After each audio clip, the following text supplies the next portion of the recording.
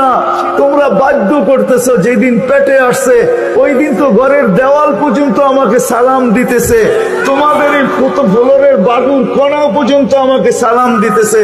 আম্মা আমি বাহির হইতে দেরি, মেঘ উড়া এসে আমাকে ছায়া করতে দেরি করে না। আমি উত্তপ্ত বালুতে পা দিতে দেরি, মা ঠান্ডা হইতে দেরি করে হয় না।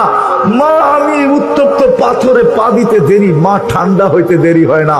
আমি বাহিরে বসে থাকি, আকাশের তারাগুলা এসাকে আমার সালাম দেয়। মা যেদিন পেটে আসছে ওই দিন 12 জন রসুল এসে আমাকে সালাম দিছে।